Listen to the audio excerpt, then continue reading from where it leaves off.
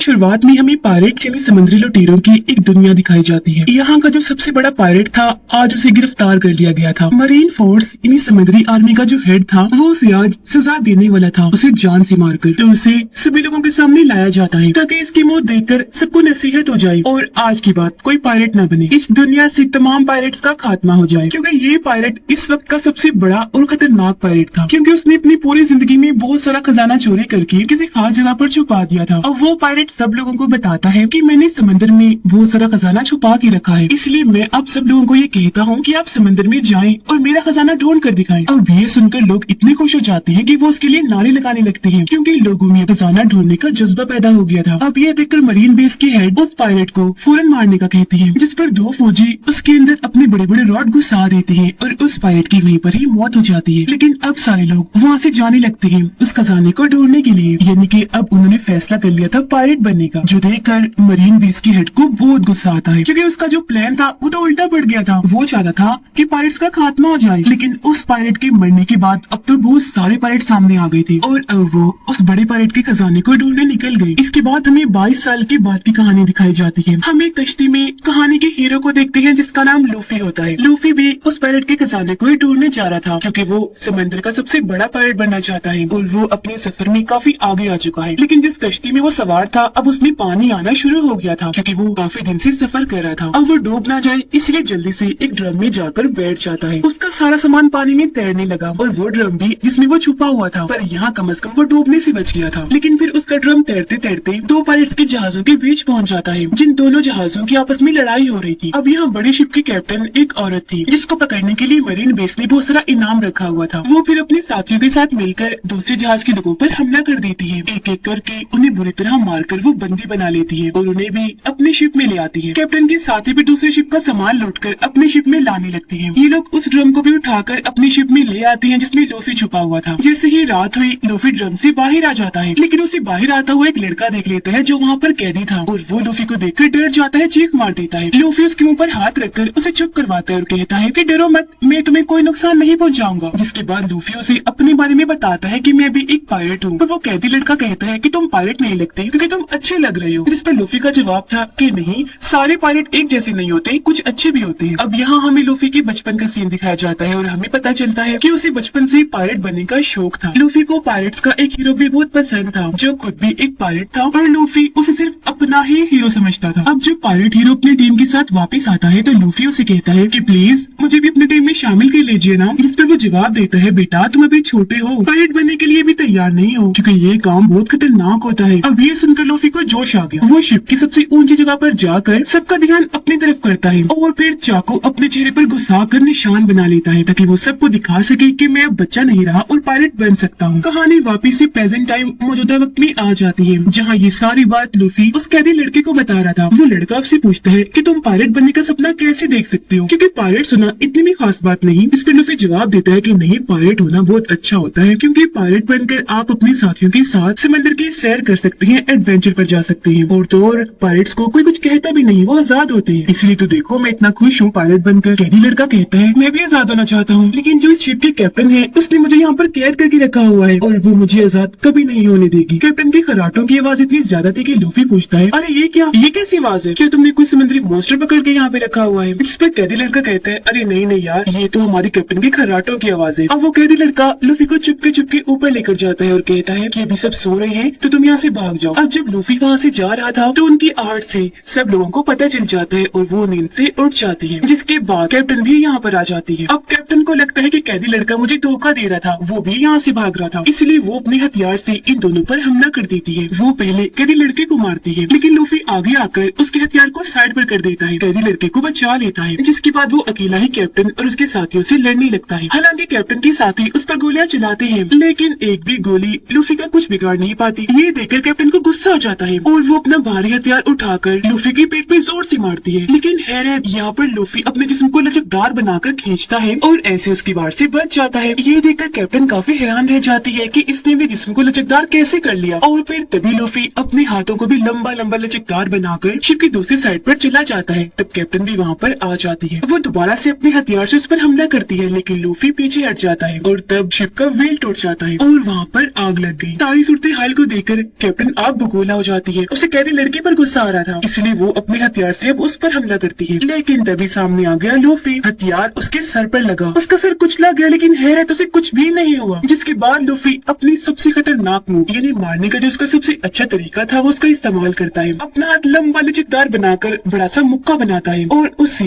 वो कैप्टन पर हमला करता है, जिससे यहाँ वो कैप्टन समुद्र में दूर जाके गिरती है और उसका काम तमाम। अब वो सारे लोग लूफी की ताकतों को देखकर काफी हैरान भी हो जाते हैं और डर भी जाते हैं, इसीलिए हार मान ली थी उन्होंने। अब लूफी तो अपने कारनामों से बहुत खुश था और वो कैदी लड़के को लेकर यहाँ से जाने वाला था। अब हम एक तलवारबाज को देखते हैं जिसका काम होता है पायरेट्स को पकड़कर मारना। अब तब यहाँ एक आदमी आया जो वॉरियर था यानी कि योद्धा। वो तलवारबाज को अपने साथ शामिल होने का कहता है, लेकिन वो साफ साफ मना कर देता है। इनकार सुनकर वॉरियर तलवारबाज से लड़ने लगा और वो बहुत अच्छा तलवारबाज था। वो तेजी तेजी से अपनी तलवारें हिलाकर वॉरियर से लड़ता है और फिर एक मौके पर बड़ी आसानी से अपनी तलवारों का इस्तेमाल करते हुए वो वॉरियर को काटकर उसके 2 हिस्से कर देता है और इस तरह तलवारबाज ये लड़ाई जीत गया। लूफी और कैदी लड़का उस शिप से निकल चुके थे और अब वो एक छोटी कश्ती में आगे बढ़ रहे थे। अब क्योंकि उसने लूफी की और लूफी ने उसकी जान बचाई थी, इसलिए उन दोनों की दोस्ती हो जाती है। कैदी लड़का तो पहले उसकी ताकतें देखकर काफी हैरान था, इसलिए वो लूफी से पूछता है कि तुम्हारे पास लचकदार होने की ताकत कहाँ से आई? जिस पे वो बताता है कि बचपन में जब पायरेट हीरो ने मुझे अपनी टीम में शामिल करने से मना कर दिया था ना, तो तब मैंने गुस्से में आकर एक खास किस्म का फ्रूट खा लिया था, जिसके बाद से ही मुझे ये लचकदार होने की ताकत मिली। क्योंकि पायरेट हीरो ने जब मेरा हाथ पकड़ा तो मैं वहाँ से आगे बढ़ गया और मेरा हाथ लंबा होकर लचकदार बन गया। फिर कैदी लड़का पूछता है कि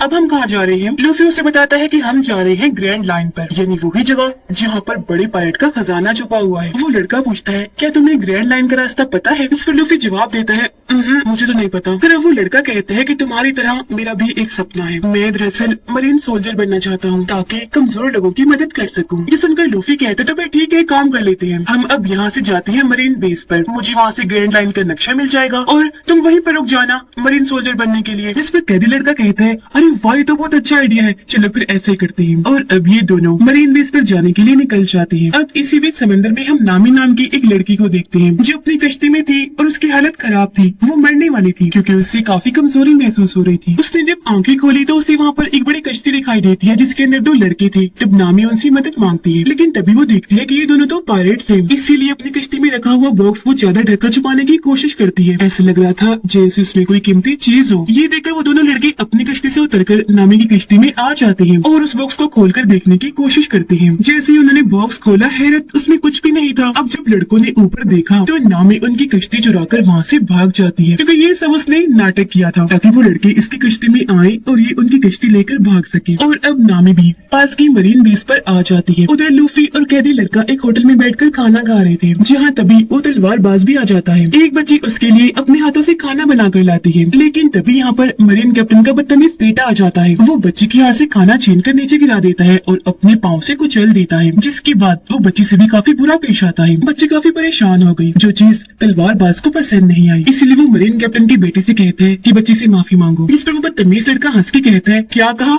मैं इस बच्ची से माफी मांगू? कभी नहीं हो सकता। ये कहकर वो तलवार निकाल लेता है, जो देखकर तलवारबाज भी अपनी तलवार निकाल लेता है। सिर्फ 1-2 वार करके ही उसे हरा देता है। ये देखकर कुछ और लोग भी तलवारबाज की तरफ आते हैं उसे लड़ने के लिए, लेकिन एक को वो टांग मार के ही गिरा देता है, एक का सर टेबल पर देकर मारता है और 2 के बाजुएं पकड़कर उन्हें तोड़ देता है और साइड में फेंक के मारता है। एक को वो पकड़कर ऐसे घूमता है कि उसे जोर से टांग मारता है। तभी यहाँ पर नामी भी आ जाती है, वो भी एक आदमी का सर टेबल पर देकर मारती है और उसे जख्मी कर साइड में उठाकर ले जाती है। अब कैदी लड़का काफी डरा हुआ था, टेबल के नीचे छुपकर ये सब कुछ देख रहा था, जबकि लूफी इस लड़ाई को काफी एंजॉय कर रहा था। तलवारबाज ने सभी मरीन सोल्जर्स को मार दिया था, जिसके बाद वो पकड़ता है मरीन कैप्टन के बेटे को। उसे जान से मारने ही वाला था कि तभी वो लड़का कहता है कि प्लीज तुम मुझे छोड़ दो, मैं कैप्टन का बेटा हूँ, तुम जो मांगोगे वो तुम्हें दे देंगे। अब ये सुनकर तलवारबाज उसे फिलहाल के लिए छोड़ देता है और उसके डैड मरीन कैप्टन के पास आता है अपना इनाम लेने, क्योंकि उसकी ड्यूटी पायरेट्स को मारने की भी थी। लेकिन मरीन कैप्टन कहते हैं कि पहले तुम्हें मुझे इनाम देना होगा, जो है कि तुम्हें 7 दिन के लिए मेरे पास कैद रहना होगा। इस पर तलवारबाज कहते हैं अच्छा, अगर तुमने मुझे कैद करने की कोशिश की तो सबसे पहले तुम्हारा बेटा मरेगा। अब ये सुनकर मरीन कैप्टन का बेटा भड़क जाता है और अपने डैड को कहता है डैड, ये भैया क्या करे है, पैसे दे दे इसको। लेकिन उसके डैड उसे ही मुक्का मारकर दूर फेंक देते हैं। अब मरीन कैप्टन तलवारबाज को कहता है कि तुम्हारी इस हरकत के बाद कोई भी मरीन बेस तुम्हें इनाम नहीं देगा, फिर चाहे तुम जितने मर्जी पायलट्स को मार लो। अब तुम्हारे पास दो रास्ते हैं, या तुम हमारे साथ काम करो या फिर मेरे पास 7 दिनों के लिए कैद हो जाओ। इस पर तलवारबाज कहता है कि मैं तुम्हारे साथ काम तो नहीं करूंगा, लेकिन हाँ 7 दिनों के लिए कैद हो जाता हूँ। और अब उसे पकड़कर कैद कर लिया जाता है, उसे बांध दिया जाता है। अब अगले ही दिन लूफी भी यहाँ पर आ जाता है ग्रैंड लाइन के नक्शे को चुराने के लिए। लूफी ऊपर छोटे से रास्ते से आया था। वो जब देखता है कि तलवारबाज को वहाँ पर बांधा हुआ है तो उसकी रस्सियां खोलकर उसे आजाद कर देता है और जिस रास्ते से आया था वहाँ से ही वापस चला जाता है। उधर नामी एक मरीन ऑफिसर की यूनिफॉर्म चुराकर उसे पहनकर अंदर घुस जाती है, क्योंकि वो भी यहाँ पर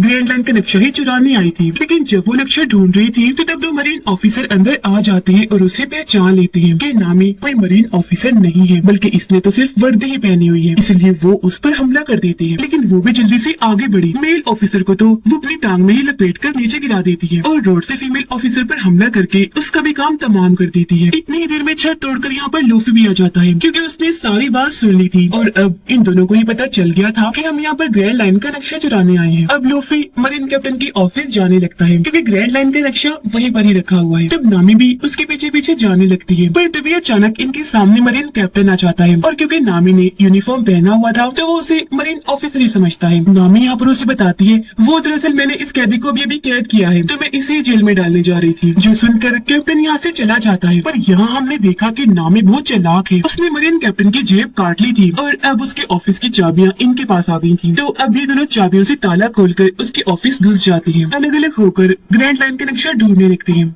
मरीन कैप्टन अब उस जगह पर आता है जहाँ पर वो दोनों ऑफिसर पड़े थे जिन्हें अभी अभी नामी ने पीटा था। दोनों ऑफिसर मरीन कैप्टन को बताते हैं कि वो लाल बालों वाली लड़की यानी कि नामी कोई मरीन सोल्जर नहीं है, बल्कि वो तो यहाँ पर घुस गई है, पायलट है। ये सुनकर मरीन कैप्टन को याद आया कि वो तो मेरे ऑफिस की तरफ गई है, इसलिए वो यहाँ पर इमरजेंसी अलार्म बजा देता है। उधर लूफी और नामी को वो तिजोरी मिल गई थी जिसमें ग्रैंड लाइन का नक्शा रखा हुआ था, लेकिन लाख कोशिश के बाद भी वो इस तिजोरी को नहीं खोल पा रही थी। तभी बाहर मरीन कैप्टन भी आ गया था। वो दरवाजा पीटने लगता है और उन्हें दरवाजा खोलने का कहता है, लेकिन यहाँ पर लूफी मजबूती से तिजोरी को पकड़ता है। नामी उसके पीछे से आकर उसे जोर से पकड़ लेती है। यहाँ लूफी अपनी लचकदार ताकत का इस्तेमाल करके खींचकर अपनी बाजुओं को लंबा करता है और ऐसे दोनों कूदकर वहाँ से बाहर आ जाते हैं तिजोरी के साथ। ये दोनों सही सलामत यहाँ पर आ गए थे, लेकिन तभी मरीन ऑफिसर यहाँ पर आकर इन्हें चारों तरफ से घेर लेते हैं। पर यहाँ लूफी और नामी बड़ी बहादुरी से उनका सामना करते हैं। लूफी अपने मुक्कों से उन्हें दूर करता है, जबकि नामी रॉड से मार मार कर उन्हें ढेर करती जाती है। और फिर तभी तलवारबाज भी यहाँ पर अपनी तलवारें लेकर आ जाता है। वो देखता है कि लूफी और नामी ये तो दोनों बच्चे हैं और उनसे पिट रहे हैं, इसलिए वो भी उनकी मदद करने इस लड़ाई में कूद पड़ता है। जैसे एक सोल्जर उसे मारने के लिए आगे बढ़ा, वो टांग मारकर उसे साइड में कर देता है और फिर कूदकर एक ऑफिसर के ऊपर गिरता है। दूसरे को वो तलवार से मारकर साइड पर करता है और ऐसे तीनों ही सभी मरीन सोल्जर्स को मार देते हैं। ये तीनों अभी खड़े ही थे कि तभी यहाँ पर मरीन कैप्टन आ जाता है। वो इनसे लड़ने ही आया था, क्योंकि उसके हाथ पर ब्लेड वाला हथियार लगा हुआ था, जिससे वो इन पर हमला कर देता है। लेकिन तभी सामने आए लूफी और तलवारबाज जो उससे लड़ने लगते हैं। हालांकि तलवारबाज अपनी 2 तलवारों से उससे लड़ रहा था, लेकिन मरीन कैप्टन बहुत बहादुर था, वो उस पर भारी पड़ता जा रहा था, तो इसलिए तलवारबाज को अपनी तीसरी तलवार भी निकालनी पड़ती है। यहाँ लूफी भी अपनी लचीदार ताकत का इस्तेमाल करके अपना बाजू लंबा करके उसका सामना करता है, लेकिन मरीन कैप्टन उसका हाथ भी आसानी पकड़ लेता है। अब तलवारबाज अपनी तीसरी तलवार को मुंह में रखता है और 2 तलवारों से कैप्टन से लड़ने लगता है। एक तलवार उसने जैसे कैप्टन को मारी, वो उछलकर दूर जाके गिरता है और अब यहाँ लूफी भी अपनी खास मूव का इस्तेमाल करता है, यानी कि बाजू को लंबा सा करके बड़ा सा मुक्का बनाकर कैप्टन के मुंह पर देकर मारता है, जिससे वो भी दूर जाके गिरता है और वही ढेर हो गया। और अब आखिरकार वो यहाँ पर मरीन आर्मी और मरीन कैप्टन से बच गए थे, जिस वजह से ये बहुत खुश थी।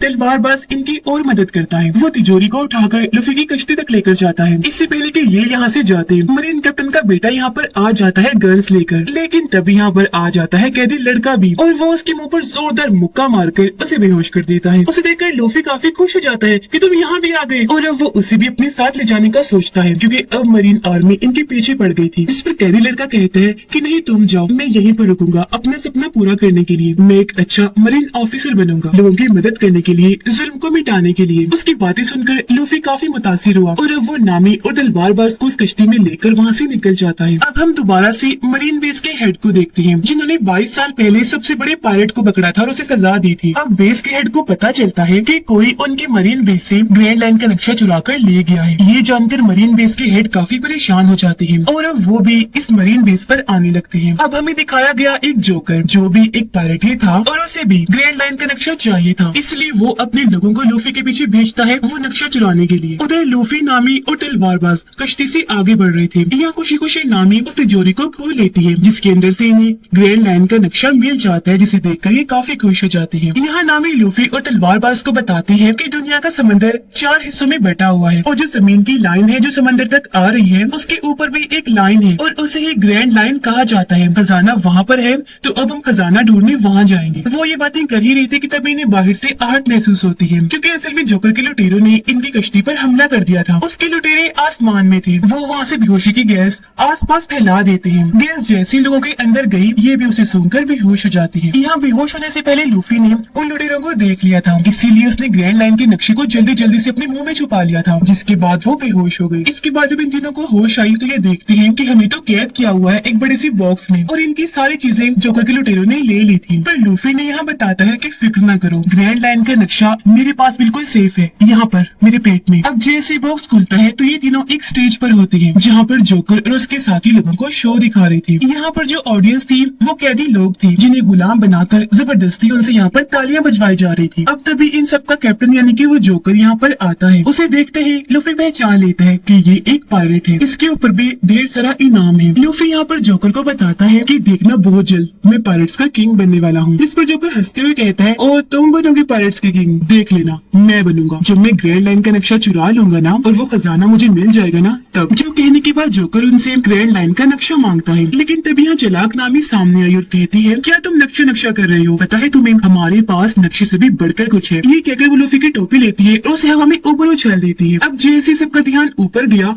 मौका पाकर वो यहाँ से भाग जाती है। अपनी टोपी पकड़ने के लिए लूफी अपना हाथ फिर से लंबा करता है। अब उसकी लचकदार ताकत देखकर सारे ही लोग काफी दंग रह जाते हैं, यहाँ तक कि वो जोकर भी कि ये इसने कैसे कर दिया। अब जब नामी सर्कस से बाहर आती है तो वो देखती है कि जोकर ने इनका पूरा शहर तबाह बर्बाद कर दिया है। शहर की बुरी हालत देखकर वो भी सोच रही थी कि तब यहाँ पर जोकर के लोग आकर उसे पकड़ लेते हैं और दोबारा से उसे अपने हेड जोकर के पास ले आते हैं। तभी जोकर के लोग तलवारबाज और नामी को पकड़कर उन्हें अपने साथ ले जाते हैं। जोकर लूफी के पास आता है और उससे ग्रैंड लाइन के नक्शे के बारे में पूछता है, लेकिन वो उसे कुछ नहीं बताता, जिस वजह से जोकर को गुस्सा आ गया और वो लूफी को सजा देने के लिए उसके हाथ पांव बंधवा देता है और उन्हें खिंचवा कर और लंबा लचकदार कर देता है, क्योंकि उसे लग रहा था कि ऐसा करने से लूफी को तकलीफ होगी। लेकिन लूफी तो उल्टा हंस रहा था क्योंकि उसे तकलीफ नहीं हो रही थी बल्कि मजा आ रहा था। अब जब जोकर लूफी के पास आया तो वो उसकी टोपी देखकर पहचान लेता है कि ये तो पायरेट हीरो की टोपी है। तब यहाँ जोकर उसे बताता है कि जब मैं तुम्हारी उम्र का था ना तब मैं और पायरेट हीरो एक ही टीम में हुआ करती थी, लेकिन उसने भी मुझे धोखा दे दिया। अब लूफी से नक्शा लेने के लिए जोकर यहाँ पर एक चाल चलता है। वो उसके सामने एक बच्चे को लाता है और कहता है कि अगर तुमने नक्शा ना दिया तो मैं इसे मार दूंगा। ये देखकर लूफी को गुस्सा आ गया और वो जैसे तैसे खुद को छुड़वा लेता है और यहाँ पर अपनी सबसे खास मूव का इस्तेमाल करता है, यानी कि लंबी बाजू करके बड़ा सा मुक्का बनाकर वो जोकर के मुंह पर जोर से मारता है, जिससे उसका सर ही टूटकर जिस्म से अलग होकर दूर जाके गिरता है। पर हैरत सर अलग होने के बाद भी जोकर मरा नहीं था बल्कि जिंदा था। उसका कटा हुआ सर बोल रहा था,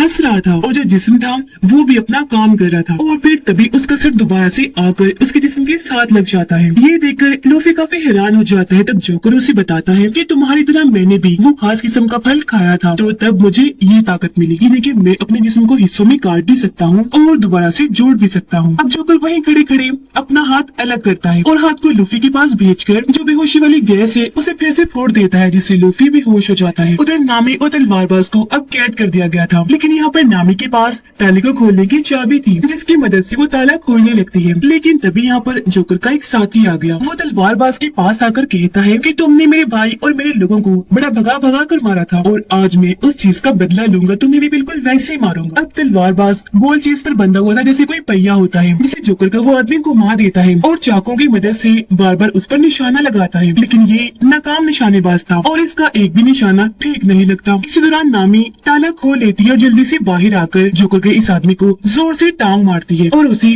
तलवारबाज की तरफ फेंकती है। तलवारबाज जल्दी से उसे अपनी बाजू की मदद से पकड़ लेता है। नामी तलवारबाज की रस्सियां खोलती है। जब आजाद होते ही उस आदमी को मारकर आसानी से बेहोश कर देता है और ये दोनों यहाँ से बाहर आ जाते हैं। अब मरीन बेस के हेड भी यहाँ पर आ गए थे। यहाँ मरीन कैप्टन मरीन बेस के हेड से झूठ बोलता है इसलिए ताकि वो कैदी लड़के को फंसा सके। वो कहते हैं मेरे बेटे की गलती थी जिस वजह से वो पायरेट यानी कि लूफी ग्रैंड लाइन का नक्शा चुराकर यहाँ से भाग गया, लेकिन मेरे बेटे को एक नए मरीन ऑफिसर ने बचा लिया, जो कहकर वो उसे कैदी लड़के से मिलवाता है। मरीन बेस के हेड जैसे कैदी लड़के को देखते हैं तो उन्हें शक हो जाता है कि ये घबराया हुआ है तो जरूर ये भी लूफी के साथ मिला हुआ है, इसलिए वो उसे अकेले में मिलने को बुलाते हैं। अब कैदी लड़का जब उनसे मिलने गया तो मरीन बेस के हेड उसे कहते हैं कि बताओ तुम उन पायरेट्स के साथ कब से काम कर रहे हो, क्योंकि मैं सारी सच्चाई जान गया हूँ, मुझे बोला यकीन है। यह बेस के हेड का आदमी भी कहता है कि एक बार तुम्हें लूफी के साथ देखा गया था, इसीलिए अब जो भी सच है जल्दी से बता दो। ये सुनकर कैदी लड़का काफी घबरा गया और वो सारी सच्चाई मरीन बेस के हेड को बता देता है। कहता है कि लूफी ने मेरी मदद की थी मेरे कैप्टन से मुझे आजाद करवाने में, तो वो और मैं उस शिप से भाग गए थे और यहाँ पर आ गए, जिसके बाद वो तो चला गया लेकिन मैं यहीं पर रुक गया क्योंकि मैं मरीन ऑफिसर बनना चाहता था। अब हेड समझ जाते हैं कि ये सच बोल रहा है, इसलिए वो कैदी लड़के को भी अपने साथ शामिल कर लेते हैं ताकि ये मिलकर लूफी को पकड़ सके। उधर जोकर ने लूफी को पकड़कर एक टैंक में कैद कर दिया था। जब उसे होश आई तो वो खुद को यहाँ पाकर काफी परेशान हो जाता है क्योंकि इस टैंक में धीरे धीरे करके समंदर का पानी भर रहा था और समंदर के पानी की वजह से लूफी यहाँ पर अपनी ताकतों का इस्तेमाल नहीं कर पाता क्योंकि वो यहाँ पर कमजोर पड़ता जा रहा था। तभी यहाँ पर जोकर भी आ गया और वो उसे दोबारा ग्रैंड लाइन का नक्शा मांगता है लेकिन लूफी उसे नहीं देता। इस वजह से जोकर को काफी गुस्सा आ गया और वो टैंक में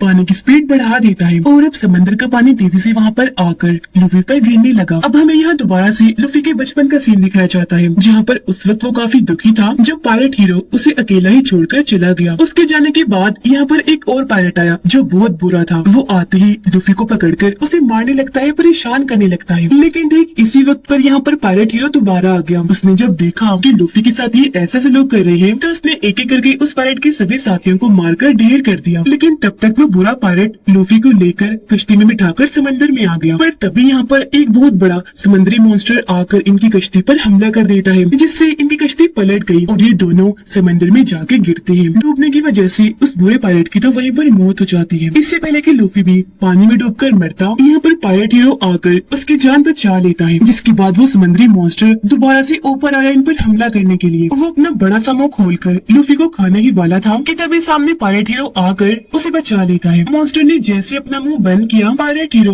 मॉन्स्टर की आंखों में आंखें डालकर देखने लगता है। इससे मॉन्स्टर काफी डर गया और वहाँ से वापस भाग जाता है। लेकिन लूफी देखता है कि उस मॉन्स्टर ने पायलट हीरो का एक बाजू खा लिया है जिससे छोटे लूफी को बहुत दुख हुआ। तो अब यहाँ पर लूफी को एहसास हो गया कि वाकई अभी मैं बच्चा हूँ, पायलट बनने के लायक नहीं हूँ। अब पायलट हीरो यहाँ से जाने वाला था। जाते जाते वो लूफी को अपनी टोपी देता है जो लूफी के पास उसकी आखिरी निशानी थी जिसे प्रेजेंट टाइम में जोकर लूफी के सामने खराब कर रहा था। पर वो अपनी टोपी बचाने के लिए कुछ कर नहीं सकता था क्योंकि पानी भरने से वो टैंक में डूबता जा रहा था। पर इस वजह से उसे बहुत गुस्सा था। इतनी ही देर में यहाँ पर नामी और तलवारबाज भी आ गई। नामी रोड को टैंक पर देकर मारती है जिससे टैंक पर दरारें पड़ जाती है। लूफी भी तब तक पानी में बेहोश हो गया था। अब उन दोनों को देखकर जोकर काफी घबरा गया, आसपास अपने साथियों को देखने लगता है ताकि मदद के लिए बुला सके। लेकिन नामी और तलवारबाज ने तो पहले ही उसके साथियों का काम तमाम कर दिया था। दरारें काफी गहरी हो गई थी, इसलिए टैंक टूटता है और पानी के बहाव के साथ लूफी बाहर आ जाता है। उसे तब तक होश भी आ गई थी और यहाँ अब उसके मुंह से ग्रैंड लाइन का नक्शा भी बाहर निकल कर आ जाता है। अब लूफी के सामने दो चीजें पड़ी हुई थी,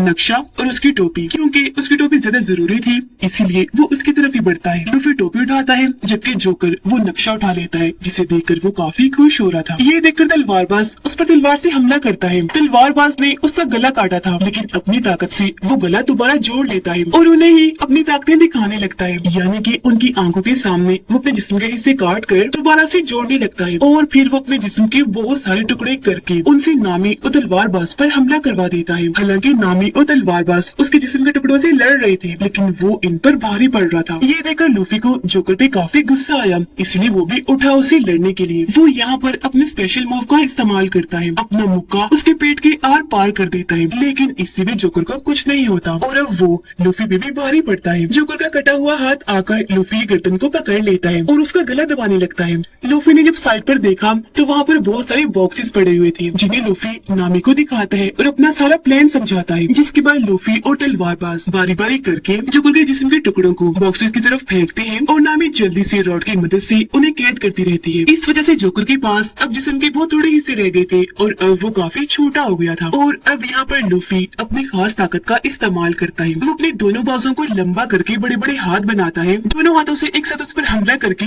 उसे वहाँ से उड़ा देता है। जिसके बाद लूफी वो नक्शा नामी को दे देता है क्योंकि अब उसे इन दोनों पर भी यकीन हो गया था और ये अच्छे दोस्त बन गए थे। अब ये तीनों मिलकर वहाँ पर कैद लोगों को आजाद करवाते हैं जिन्हें ऑडियंस बनाकर वहाँ पर बिठाया गया था। उधर मरीन बेस के हेड ने मरीन कैप्टन को गिरफ्तार कर लिया था और उन्हें वहाँ पर बांध दिया था, क्योंकि हेड जान चुकी थी कि एक अच्छा मरीन कैप्टन नहीं है, ये बहुत ही बुरा है और बहुत नाइंसाफी करता है, बेहद जालिम भी है। अब मरीन बेस के हेड ये फैसला करते हैं कि अब मैं खुद अपनी नई मरीन आर्मी बनाकर लूफी को पकड़ने के लिए निकलूंगा। उनकी नई मरीन आर्मी सामने खड़ी हुई थी, जिनमें कैदी लड़का और मरीन कैप्टन का बेटा भी शामिल था, जिसके फौरन ही बाद ही लूफी को पकड़ने के लिए समंदर में निकल जाते हैं। उधर लूफी सबको आजाद करवाकर अपने दोनों साथियों नामी और तलवारबाज को लेकर कश्ती में बैठकर वहाँ से निकल जाता है। अब तभी नामी अकेले में जाती है और किसी को कॉल करके बताती है कि ग्रैंड लाइन का नक्शा मेरे पास आ गया है और अब मैं आ रही हूँ, जिससे यहाँ हम समझ पाए कि नामी उन्हें धोखा दे रही है और वो किसी और के साथ मिली हुई है। अब यहाँ से हमें 7 साल के पहले का वक्त दिखाया जाता है, जहाँ पर एक बच्चा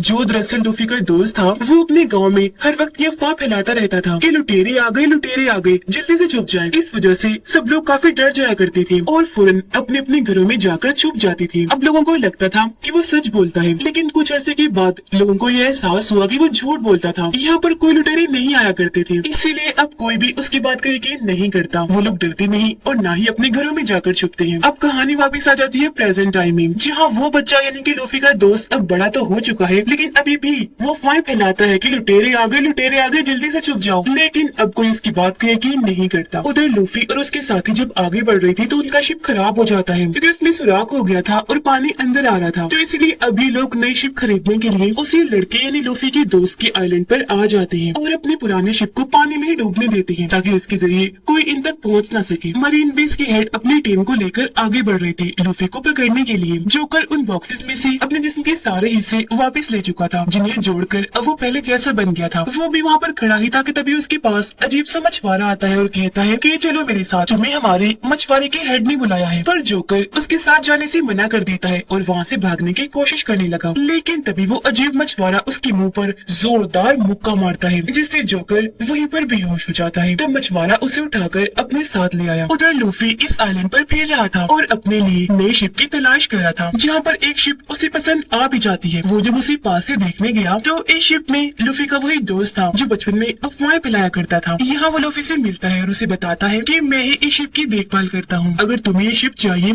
तो चलो मैं तुम्हें अपने दोस्त से मिलवाने ले चलता हूँ, क्योंकि ये शिप उसकी है, बल्कि शिप है तो क्या पूरा आइलैंड ही उसका है। जो सुनकर लूफी, नामी और तलवारबाज उससे मिलने के लिए तैयार हो गई और अब लूफी का दोस्त उन तीनों को अपने दोस्त से मिलवाने ले जाता है उसके घर पर, जहाँ उसका घर हम देखते हैं बहुत शानदार खूबसूरत था, क्योंकि वो लड़की बहुत अमीर थी। जिसके बाद वो लड़की अंदर से निकलकर बाहर आती है, उसके साथ उसका दोस्त भी था, लड़की के साथ उसका दोस्त भी था जिसका नाम क्लाडोर था। अब इस अमीर लड़की की कल 28वीं बर्थडे थी, यानी कल वो 18 साल की हो जाएगी। तो उसका दोस्त यहाँ पर आकर उसे पहले ही हैप्पी बर्थडे विश कर देता है। वो फिर अमीर लड़की से लूफी, नामी और तलवारबाज को भी मिलवाता है, ये कहकर कि ये तीनों भी मेरे साथी हैं। तब अमीर लड़की उस लड़की यानी लूफी के दोस्त को कहती है कि आज रात तुम और तुम्हारे ये साथी यहीं पर रुक जाओ हमारे साथ रात का खाना खाने के लिए। यहाँ पता चला कि अमीर लड़की के मॉम डैड मर चुके हैं और अब वो इस घर में बिल्कुल अकेली रहती है, इसलिए उसका दोस्त क्लाडोर और नौकरी उसकी देखभाल करते हैं। अब वो अमीर लड़की जब अकेली बैठी थी तो खुफिया रास्ते से वो लड़का यानी लूफी का दोस्त उसके पास आता है। बर्थडे गिफ्ट के तौर पर उसे समंदर से लाया हुआ मोती देता है और उसे खुश करने के लिए यह बड़ी बड़ी बातें करता है कि मैं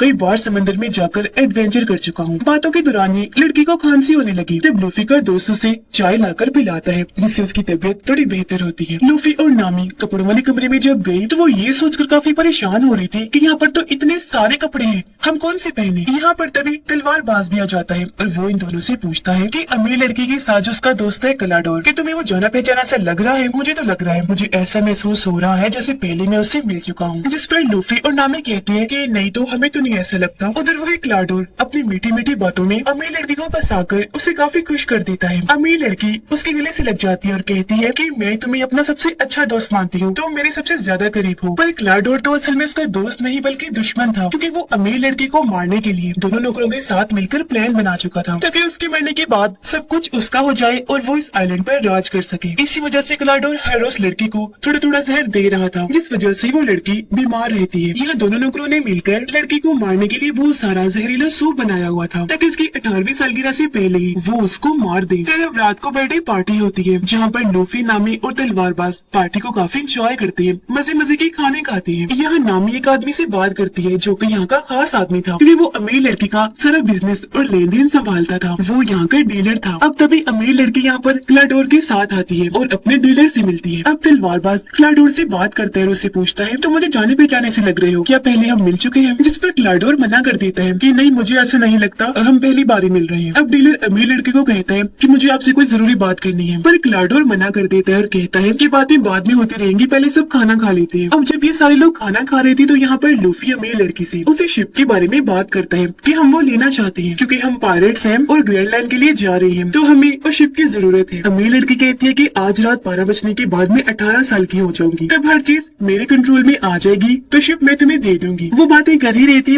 कि तभी लड़की की तबीयत खराब होने लगी। क्लाडोर कहता है कि इसे आराम की जरूरत है, अब सब लोग यहाँ से चले जाइए, पर अमीर लड़की मना कर देती है कि नहीं नहीं, मत कहो उन्हें जाने का, आज रात वो यही रुकेंगे। ये सुनकर तब क्लाडोर भी चुप हो जाता है और अमीर लड़की को उठाकर उसके कमरे में छोड़ने जाता है। अब मरीन बेस के हेड और कैदी लड़का जब एक जगह पर बैठे हुए थे तो वहाँ पर मरीन कैप्टन का बेटा आता है और बताता है कि एक आइलैंड के पास हमें लूफी के शिप का सामान मिला है, जिस पर मरीन बेस के हेड कहते हैं तो इसका मतलब है लूफी उस आइलैंड पर गया है, तो अब तुम दोनों उस आइलैंड पर जाओ और लूफी को पकड़कर यहाँ पर लेकर आओ। अब जब डीलर अकेला था तो उसके पास क्लाडोर आता है क्योंकि वो डीलर को मारना चाहता है। वजह ये थी कि डीलर क्लाडोर की सच्चाई जान चुका था, जो सारी बात आज रात वो अमीर लड़की को बता देगा। अब यहाँ हमने देखा कि क्लाडोर के पास भी तेज चलने और दौड़ने की स्पीड और ब्लेड की ताकत है। उसके हाथ में 5 ब्लेड लगे हुए थे, वो उन्हें डीलर के अंदर घुसाकर उसे बहुत बुरी तरह मार देता है। अब हम जोकर को देखते हैं जिसे वो मछुआरा अपने हेड के पास उठाकर ले आया था। हेड जोकर को कहता है कि मैं यहाँ का सबसे बड़ा और खतरनाक पायलट हूँ, अगर तुम यहाँ पर कुछ लूटोगे तो आधा हिस्सा मुझे भी दोगे। जिस पर जोकर कहता है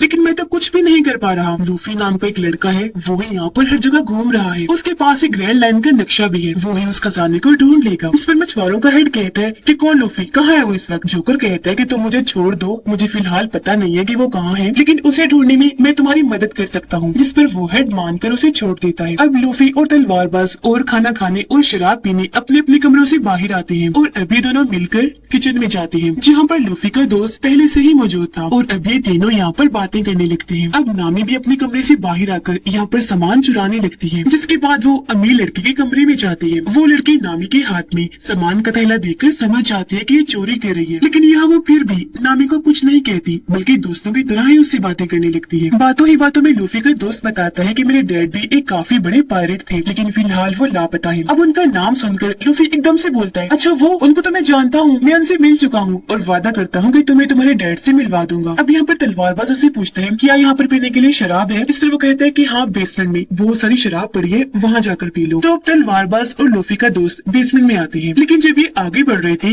तो इन्हें यहाँ पर डीलर की लाश मिलती है और ये दोनों उसे देखकर काफी परेशान हो जाती है, ये सोचकर कि इसे किसने मारा होगा। जहाँ तभी इनके सामने क्लाडोर आ जाता है, वो इन्हें भी अपने 5 ब्लेड्स दिखा देता है, जिन्हें देखकर तलवारबाज समझ जाता है कि ये कौन है। क्लाडोर असल में ब्लैक आर्मी का कैप्टन था, जो कि बुरे पायरेट्स होते हैं, और इसके ऊपर भी ढेर सारे पैसों का इनाम रखा गया है। अब एकदम ही तलवारबाज अपनी तलवार से उस पर हमला करता है, लेकिन वो अपनी ब्लेड से उसकी तलवार नीचे करता है और ऐसे उसके हमले से बच जाता है। और फिर क्लाडोर अपनी स्पीड की ताकत से वहाँ से झट से गायब हो गया। इतनी ही देर में क्लाडोर के दोनों साथी इन्हें नौकर यहाँ पर आ जाते हैं। एक नौकर तलवारबाज के सर पर कोई चीज मारकर उसे बेहोश कर देती है, जो देखकर लूफी का दोस्त एक छोटी सी जगह से जल्दी से यहाँ से भाग जाता है और नौकरों के हाथ लगने से बच गया। अब क्लाडोर यहाँ पर वापिस आया और अपने नौकरों से कहता है कि उन दोनों की लाशों को ठिकाने लगाओ, इन्हें डीलर की और तलवारबाज की, जो कहकर वो यहाँ से चला गया। लूफी किचन में आया क्योंकि उसे भूख लग रही थी, तो जहरीले सूप को देखकर उसे रहा नहीं गया और वो सारा का सारा सूप पी जाता है। इससे वो मरता तो नहीं, लेकिन फौरन बेहोश हो जाता है। उधर नामी भी अमीर लड़की से बातें करने के बाद उसकी काफी अच्छी दोस्त बन गई थी और जो सामान अब नामी ने चुराया था वो सारा वापस रख देती है। उधर वो दोनों नौकर डीलर की लाश और बेहोश तलवारबाज को एक कुएं के पास लाकर उसके अंदर फेंक देते हैं, जिसके बाद वो भी वहाँ से चले जाते हैं। लूफी का दोस्त जो पहले ही काफी घबराया हुआ था, अब वो दोबारा से हर घर में जाकर इस बार सच बताता है कि मेरी बात का यकीन कर लो, उठो जागो, सच में यहाँ पर लुटेरे आ गए हैं। अब हालांकि इस बार वो सच बोल रहा था, लेकिन कोई भी उसकी बात का यकीन करने को तैयार ही नहीं था। और फिर तभी लूफी का दूसरा दोस्त यानी कि कैदी लड़का भी अपने साथियों के साथ यहाँ पर आ जाता है। यह लूफी का दोस्त कैदी लड़की को सारी बात बता देता है कि ब्लैक आर्मी यानी बुरे पायरेट का जो कैप्टन है वो यहाँ पर आ चुका है और सबको मार रहा है। उसके बारे में बताने के लिए मैं यहाँ पर आया हूँ। इस पर मरीन कैप्टन का बेटा कहता है कि ये झूठ है, ब्लैक आर्मी के कैप्टन को तो मेरे डैड ने मार दिया था, इसलिए हम यहाँ पर जो काम करने आए हैं वही करेंगे, यानी लूफी को ढूंढने के लिए। उसका नाम सुनकर लूफी का दोस्त बताता है तुम लूफी को ढूंढने आए हो यहाँ पर, वो भी इधर ही है। और अब वो इनको लूफी के पास ले जाने लगता है। उधर नामी जब किचन में आती है तो ये देखकर काफी परेशान हो जाती है कि लूफी यहाँ पर बेहोश पड़ा है। उसे समझ नहीं आती कि सूप पीकर ये बेहोश कैसे हो गया, पर तभी उसे आहट महसूस हुई और वो जल्दी से जाकर एक जगह पर छुप जाती है। वहाँ पर दरअसल क्लाडोर और उसके साथी आए थे, इन्हें दोनों नौकर, और उनकी बातें सुनकर नामी सारी बात समझ जाती है कि ये क्या करने वाले हैं, इन्हीं अमीर लड़की की जान लेने वाले हैं। घर के बाहर लूफी का दोस्त मरीन आर्मी को ले आया था। अब क्लाडोर जैसे दरवाजा खोलता है, लूफी का दोस्त बताता है कि ये ब्लैक आर्मी का कैप्टन है, इन्हीं के लुटेरा। पर यहाँ पर क्लाडोर उल्टा उस पर ही इल्जाम लगाने लगता है और कहता है कि इसका दिमागी तवाज़ुन थोड़ा ठीक नहीं है, इसलिए अक्सर ही ऐसी बातें करता रहता है। ये बचपन से ही इस तरह की कहानियां बनाते आ रहा है। अब ये सुनकर कोई भी लूफी के दोस्त की बातों का यकीन नहीं करता, सिवाय कैदी लड़के के। उसे लग रहा था कि क्लाडोर ही झूठा है और लूफी का दोस्त सच बोल रहा है। अब मरीन कैप्टन का बेटा क्लाडोर को कहता है कि लूफी इधर ही है, तो तब क्लाडोर कहता है कि हाँ, और वो लूफी को इनके हवाले कर देता है जो आधी बेहोशी की हालत में था। अब नामी वहाँ से निकलकर बाहर आई, वो नौकर के मुंह पर पेन से हमला करके उसे बेहोश करती है और यहाँ से भाग जाती है। लूफी का दोस्त भी वहाँ से भागकर अमीर लड़की के पास आ गया था। क्लाडोर कैदी लड़के को कहता है कि तुम यहाँ पर क्या ले रहे हो, चले जाओ यहाँ से। उसकी बेइज्जती करके वो मुंह पे ही दरवाजा बंद कर देता है। अब नामी भी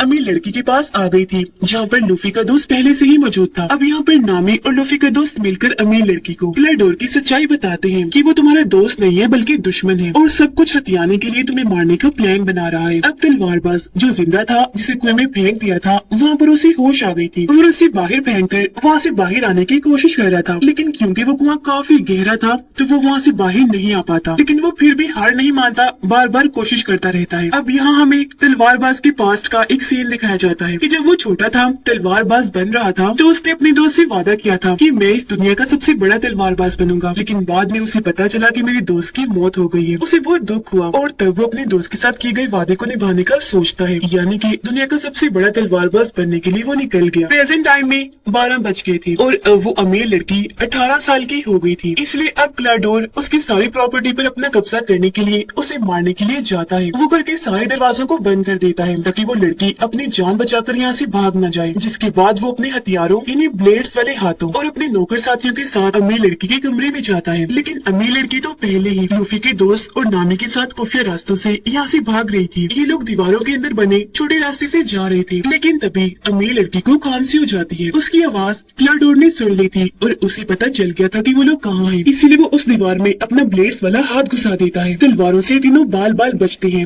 और अभी जल्दी से यहाँ से भाग जाते हैं। तलवारबाज कुएं में अब खुद ही ऊपर आने की कोशिश करता है। वो चढ़कर ऊपर आ रहा था, लेकिन बार बार नीचे गिर रहा था, लेकिन इस बार भी वो हार नहीं मानता और बड़ी हिम्मत करके दोबारा से उठा, ऊपर चढ़ने लगा और आखिरकार वो कुएं से बाहर आ ही जाता है। उधर कैदी लड़का लूफी को पकड़कर अपने साथ ले जा रहा था। लूफी को होश आने लगी, इसलिए कैदी लड़का उसके पास जाता है। अब लूफी यहाँ पर पूरी तरह होश में आकर कैदी लड़के को कहता है कि मुझे यहाँ से वापस जाना होगा क्योंकि क्लाडोर सच में बहुत खतरनाक है और मेरे दोस्तों की जान को खतरा है, मुझे उन्हें बचाना है क्योंकि वो सच में ब्लैक आर्मी का कैप्टन है। लेकिन तभी मरीन कैप्टन का बेटा लूफी पर गन तान देता है ताकि वो यहाँ से भाग न सके। इतनी ही देर में तलवारबाज भी यहाँ पर आ गया था और वो उसके सभी साथियों को मार देता है। फिर वो मरीन कैप्टन के बेटे को जोरदार मुक्का मारता है जिससे वो वहीं बेहोश होकर गिर जाता है। जिसके बाद लूफी और तलवारबाज अपने साथियों को बचाने के लिए निकल जाते हैं। घर में वो तीनों यानी कि अमीर लड़की, लूफी का दोस्त और नामी एक पुराने कमरे में आकर छुप जाते हैं। लेकिन तभी क्लाडोर भी यहाँ पर आ जाता है। उसे शक था कि वो यहीं पर है, इसलिए वो उन्हें ढूंढने लगता है। इसी दौरान लूफी और तलवारबाज भी जैसे तैसे घर का एक रास्ता खोलकर अंदर आ ही जाते हैं। लूफी जाता है ऊपर और तलवारबाज दूसरी साइड पर। तलवारबाज के सामने क्लाडोर के दोनों नौकर साथी आ जाते हैं, तो वो जल्दी से अपनी तलवार पकड़कर उनसे लड़ने लगता है। अमीर लड़की और नामी जैसे बाहर आई, क्लाडोर जल्दी से आगे आकर उन्हें पकड़ लेता है। वो उन्हें बस मारने ही वाला था कि तभी लूफी का दोस्त अपने हथियार से उस पर निशाना लगाता है, लेकिन इस बार भी वो बच जाता है। क्लाडोर को कुछ नहीं होता। अब क्लाडोर फुल स्पीड के साथ उसके पास आया और उस पर हमला करके उसे दूर फेंक देता है। फिर वो अमीर लड़की और नामी के पास आया, उसने अपना ब्लेड्स वाला हाथ ऊपर उठाया अमीर लड़की को मारने के लिए, लेकिन तभी पीछे लूफी आ गया जिसने अपना हाथ लचकदार बना के लंबा करके उसे पकड़ लिया और ऐसे अमीर लड़की को बचा लिया। जिसके बाद अब लूफी क्लाडोर से लड़ने लगता है। लचकदार ताकत का इस्तेमाल करके वो उसे उठा कर मार रहा था, पर क्योंकि क्लाडोर काफी खतरनाक और ताकतवर था, इसलिए लूफी ज्यादा देर तक उसका मुकाबला नहीं कर पाता। क्लाडोर बहाने से काफी बार लूफी पर हमला करता है, जिस वजह से लूफी को अब थोड़ा रुकना पड़ता है। लेकिन फिर मौका पाकर लूफी उसके मुंह पर जोरदार मुक्का मुक्का मारता है और वो दूर जाके गिरता है। तलवारबाज भी दोनों नौकरों से लड़कर उन्हें खूब मार रहा था। एक पर वो तलवार से ऐसे हमला करता है कि सीढ़ियों से नीचे फेंक देता है और ऐसे वो इन पर भारी पड़ रहा था। उधर क्लाडोर भी अब आमने सामने आकर लूफी से लड़ता है और अपनी ब्लेड से उसे दूर फेंक फेंक के मारता है, लेकिन इसका असर लूफी पर ज्यादा नहीं होता। वो बड़े आराम आराम से बार बार बच रहा था। अब यहाँ पर लूफी अपनी सबसे खास मूव का इस्तेमाल करता है। वो लचकदार ताकत का इस्तेमाल करके अपनी गर्दन को लंबी करता है और उससे क्लाडोर पर हमला करके बाहर फेंक के मारता है, लेकिन तलवारबाज भी उसके दोनों साथियों को हराकर बंदी बना लेता है, यानी कि इन्होंने उन तीनों को ही पकड़ लिया था। अब इस तरह इन सभी दोस्तों ने उनसे लड़ाई की, उन्हें हराया और इन सब की ही जान बच गई। लेकिन नामी कहती है हमें जल्दी से यहाँ से निकलना चाहिए, क्योंकि मरीन आर्मी जान चुकी है कि हम यहाँ पर हैं और हमें पकड़ने वो यहाँ पर आती ही होगी। पर क्योंकि भागने के लिए इनके पास कोई शिप नहीं था, इसलिए अमीर लड़की इन्हें वही वाला शिप दे देती है। अब यहाँ पर अफवाहों वाला लड़का यानी लूफी का दोस्त भी इनके साथ सफर में जाने के लिए तैयार हो जाता है और अब ये चारों उस शिप में बैठकर इस आइलैंड से निकल जाते हैं। हम देखते हैं कि क्लाडोर भी मरा नहीं था बल्कि जिंदा बच गया था और वो भी कश्ती में बैठकर इस आइलैंड से निकल चुका था। कैदी लड़का वापस आ गया था, जहाँ वो मरीन बेस के हेड से माफी मांगता है कि प्लीज मुझे माफ कर दीजिए, मैंने बहुत कोशिश की पर मैं लूफी को पकड़कर नहीं ला पाया। हेड उससे कहती है कि परेशान मत हो, तुमने कोशिश भी की और अपना काम भी पूरा कर दिया, तुम और लोगों को आइलैंड से बाहर ले आई, यही बहुत है, अब हम उन्हें पकड़ लेंगे। वो ऐसा इसलिए कह रहा था क्योंकि अपने दूरबीन से वो लूफी के शिप को देख पा रहा था और अब मरीन बेस के हेड कहते हैं